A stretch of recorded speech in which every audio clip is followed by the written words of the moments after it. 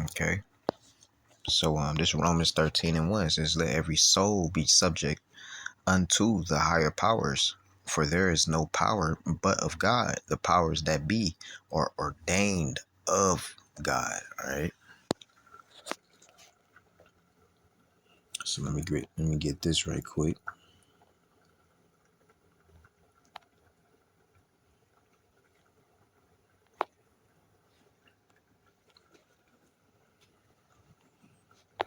Um, this is Sirach, or a book of Ecclesiasticus, chapter 2 and verse 10 says, "Look at the generations of old and see, did ever any trust in the Lord and was confounded? Or did any abide in his fear and was forsaken? Or whom did he ever despise and that called upon him?" See, so you gotta trust in Yahweh Shem Yahushua, man. Yo, you got all your trust and faith into Yahweh Shem Yahushua. Let me grab this.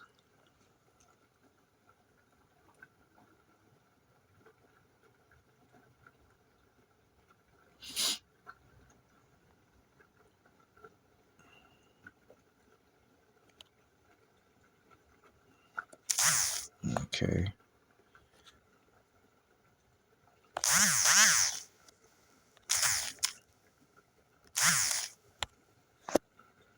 This is Revelation chapter 21 and verse 1.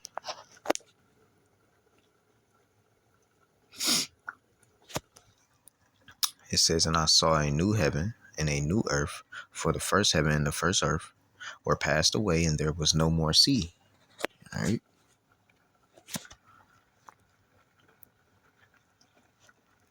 Meaning that this place, America, is going to be gone. Okay. The new heaven, the new heaven and new earth. That's the kingdom, all right? That's the kingdom. It's gonna be right here, on earth, okay?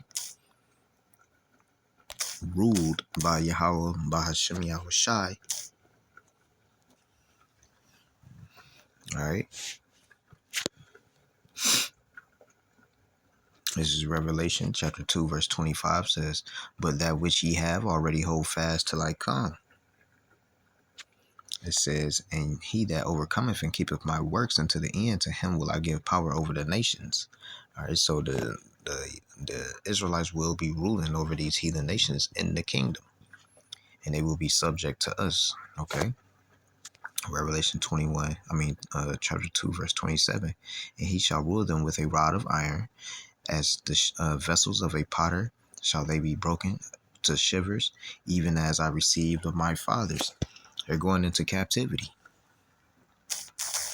Okay, they're going into captivity. Let me grab this. This is Romans chapter 8 and verse 5. It says, "For they that are after the flesh do mind the things of the flesh," all right, which is the non-elect.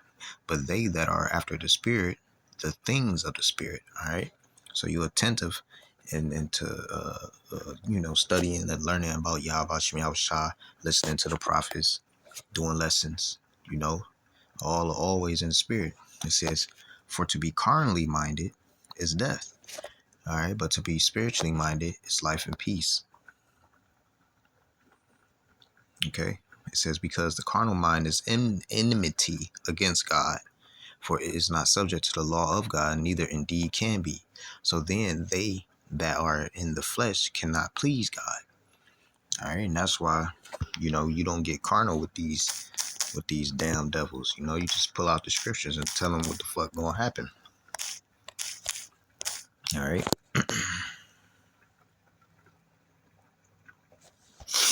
So this is Romans chapter 10, verse 1. It says, "Brethren, my heart's desire and prayer to God for Israel is that they might be saved." All right. The Israelites. All right. It says, "For I bear them record that they have a zeal of God, but not according to knowledge. For they, being ignorant of God's righteousness and going about to establish their own righteousness, have submitted themselves unto the righteousness of God. Let me give you an example, because our people fall away a lot. This is Hosea 4 and 6. It's oldie but a goodie. Gotta get it.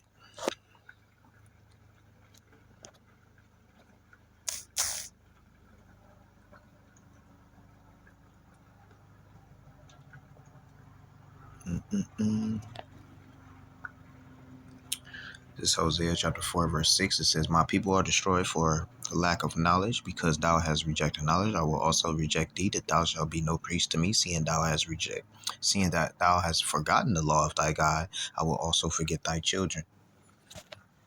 All right, so when you try to, go about your own righteousness or, anything like that,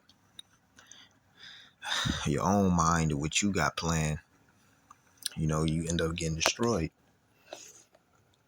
Right? And that's why you see in the news every day, Pookie, Ray Ray, and they mama and them be crying and shit. They be like, I can't believe the Lord did this. Well, you need to believe it. You know? The Lord said, I kill, I make alive. I wound, I heal.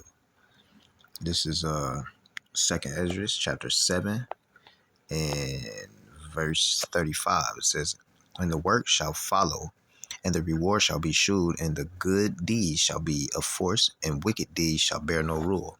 All right, that's in the kingdom. There ain't gonna be no wickedness in the fucking kingdom. All right, as soon as you going off, your ass get punished immediately. That's gonna be prohibited. All right, but they'll soon learn that us ruling over them is the welfare of the world. Like we're saying that wisdom of Solomon.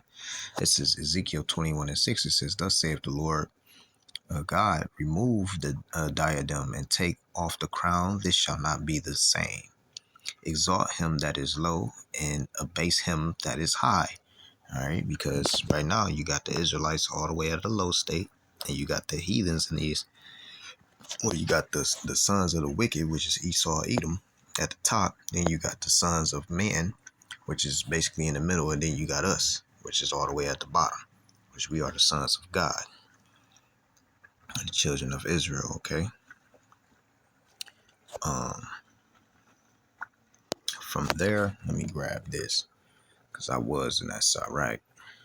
Or Ecclesiasticus. All right, so let me grab this. Couple more. I ain't got that long.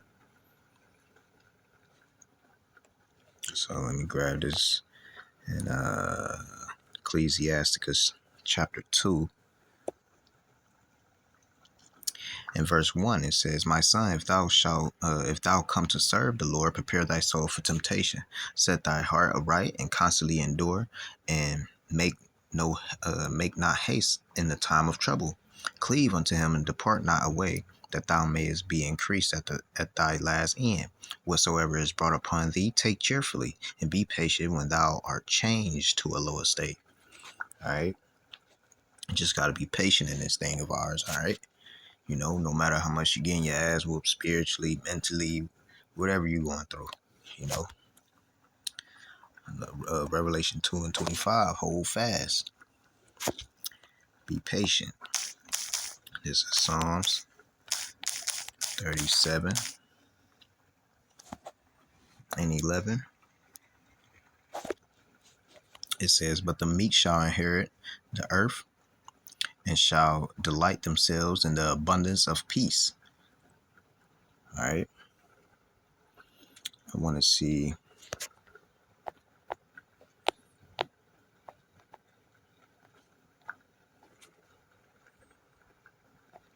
what they got right here for the meek, the poor, the needy. Okay.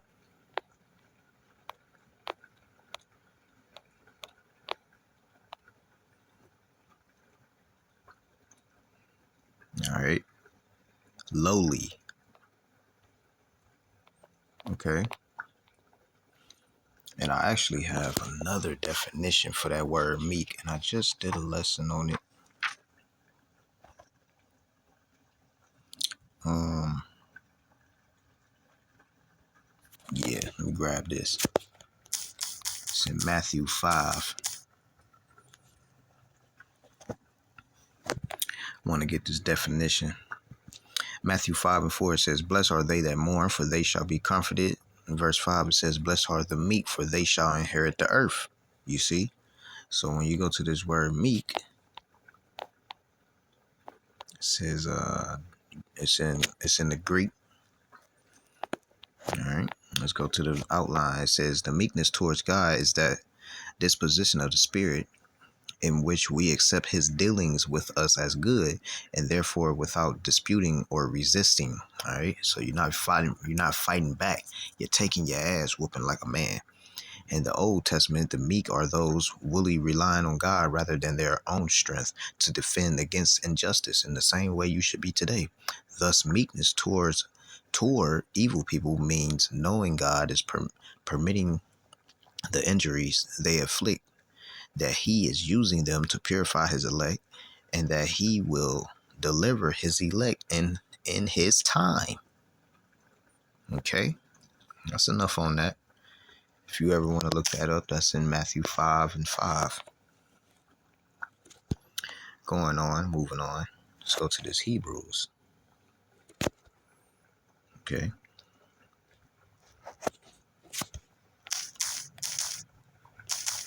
This is Hebrews. A shout out to GMS Cleveland, GMS Chicago for that Matthew 5. I never known that was in there for the word meek. I didn't know it had like that extensive type definition. All praise to Yahweh Shem Yahushua. This is Hebrews 13:14. For here have we no continuing city, but we seek one to come. You see? Because, oh, man, everything that's going on in this world, man, we ain't trying to be around these fruitcakes and fucking heathens, man. Just heathens. I don't know how other way to say it. Full of wickedness. This is 2 Timothy chapter 2 and verse 12. All right. I got one more scripture after this. It says, if we suffer, we shall also reign with him. If we deny him, he also will deny us. And in that definition, that basically told you that. And in a summary, to be honest, now I'm going to go to the Apocrypha. It's going to be my last scripture. It's going to be a 2-part lesson, as you can see, because it cut off on me. No biggie. It's 2nd Ezra, chapter 4, and verse 26, and we're going to go to 29. It says, then answered he me and said, the more thou searchest, the more thou shalt, I read this in the beginning, the more thou shalt marvel, for the world hasteth fast to pass away, and cannot comprehend the things that are promised to the righteous in the time to come, for this world is full of unrighteousness and infirmities. If that which is sown be not turned upside down, and if the place where the evil is sown pass not away, then cannot it come that is sown with good. All right, so we want the wickedness of this place to rise, to get all the way to the top, so we can get out of here. So with that, Lord willing, this was edifying. I'm gonna give all praises, honor, and glory going to Yahweh, Bahashem, Yahushai, Bahashem, Kakodash. And until next time, Shalom.